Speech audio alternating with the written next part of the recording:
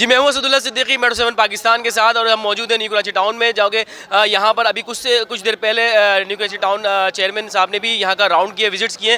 کیونکہ یہاں پہ سیوریج کا پانی گھروں میں داخل ہو رہا ہے، گٹر مین ہولز کھلے ہوئے ہیں اور بہت بے تحاشا لوگوں کے پرابلمس ہیں. ان کو سننے کے لیے یہاں پہ ابھی ٹاؤن ناظم صاحب آئے تھے، یہاں کا وزٹ کیا، جبکہ دیکھ سکتے ہیں کہ لوگ یہاں موجود ہیں. اپنے مسائل ہم بتا رہے ہیں، ان کو بتانا چاہ رہے ہیں کہ ہم کس قدر پریشان ہیں گٹر کے نالوں سے، گندے پانی سے، مین ہول سے، اور دیگر بیماریاں جس طرح سے پھیل رہی ہیں ان سے. اس حوالے سے آج ٹاؤن ناظم صاحب نے یہاں لوگوں سے بات کی، ڈسکس کی، اور ان کو مکمل آگاہی فراہم کی کہ انشاءاللہ ہم ضرور کام کریں گے. آئیے مزید لوگوں سے بات کرتے ہیں اور مزید بتا دیں. وہ لیکیج کا پانی ہے. واٹر بورڈ والوں سے بہت بار ریکویسٹ دی گئی، اپلیکیشن دی گئی، کوئی اپنا ٹرانسفر کر کے بھاگ جاتا ہے، کوئی فائل کو دبا دیتا ہے، کوئی اپروول کا بہانہ بناتا ہے.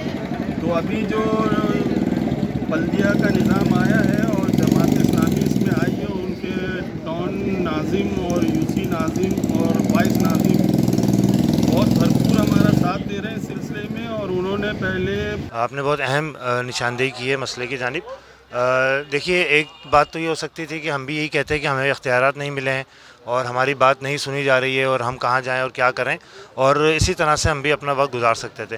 لیکن الحمدللہ اللہ تعالیٰ کے فضل و کرم سے ہمارے ٹاؤن چیئرمین نے ایک بہت بڑا انیشیٹو لیا، اور پہلی بار انہوں نے یہ کیا ہے کہ انہوں نے یو سیز کو فنڈ دے دیا.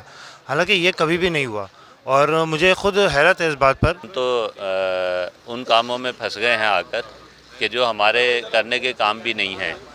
واٹر اینڈ سیوریج بورڈ اپنا کام نہیں کر رہا ہے، اور اس وقت ہمارے جتنی سڑکوں کی تباہی ہے، بربادی ہے، اس کی اگر میں کہوں ذمہ دار جو ہے واٹر اینڈ سیوریج بورڈ ہے.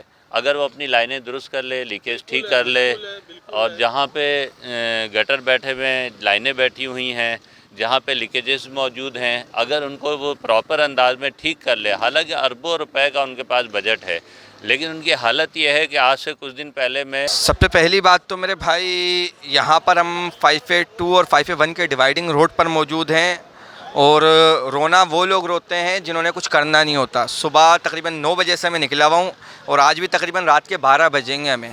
اور لوگوں سے آپ ہمارے حوالے سے پوچھ سکتے ہیں، فیضان قریشی یونیورسٹی کے وائس چیئرمین کی حیثیت سے، کہ ہم یہاں پر کیا کام کر رہے ہیں. ٹھیک ہے، ایک وہ کام جو واٹر اینڈ سیوریج بورڈ کے کرنے کا کام ہے، مستقل طور کے اوپر ہم کوشش کر رہے تھے کہ واٹر اینڈ سیوریج بورڈ سے کروائیں.